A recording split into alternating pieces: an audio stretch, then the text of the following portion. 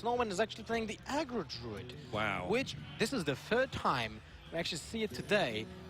And we have seen 8 matches so far. This is the 9th match. So 3 decks out of 18 were actually aggro druids. Actually less, because we didn't see like druid in every single player's list. So it seems like aggro druid seems to be very popular right now.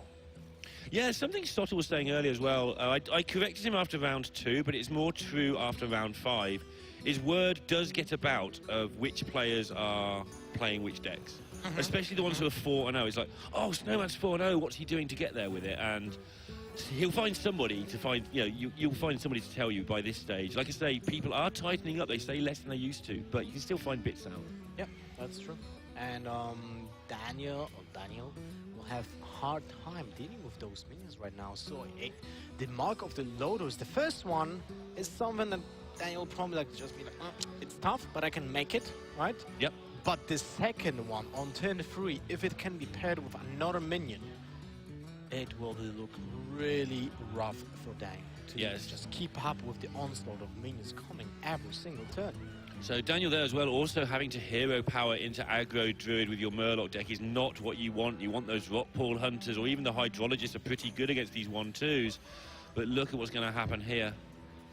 This innovate being picked up, he probably won't even use it, but it's going to clear the board. He might even choose to just go in. He might just use the hero power this turn with the innovate. He can innovate out Hydra next turn, though. Yeah, that is very powerful, but at the same time, you put all your eggs in one basket if you do that. Like, let's say you have no clue what your opponent is exactly playing. So let's say there's an equality next turn to set up for consecration on turn 4, and you're like, I guess I lose right now if I don't pick up living mana, right?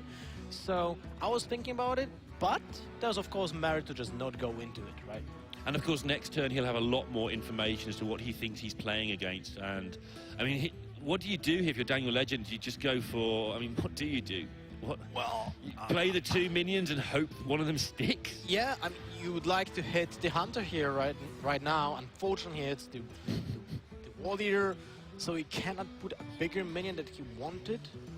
It's really awkward. Now the charm is actually still like trading out. Oh my god. Wow. Well, you just go for the crab and mark off the loaders and like, yeah, well, yeah, Danielegend is just getting frozen out of this game. Yeah. Yeah, that's true. Oh. Where's the Icelands? I mean, someone should actually just start with a... What was it being called? Oh my god. Never mind. We'll worry about that later. I forgot completely. There was a snowball card in World of Warcraft. There was like, you can throw a snowball. Right. Like literally a snowball. There was a projectile. It dealt 1 damage, and then your opponent can throw it again to you. Oh, like, so you like gave catch? You gave your opponent the card, and he was like throwing it back. So that'd be like a hot potato, except it's a cold one. Yeah. Anyway. But looking really bad now. But Danielegend has got the ability to fight back with this weapon and the consecration. But he's taken so much damage and he's facing so much more down. Is it all in time? Does Snowman think he can get away with it? He does. And he is correct, unless there's an equality somewhere in this deck and a load more mana. Nothing bad's going to happen to him here. It's turn 4. His opponent is at 10 HP.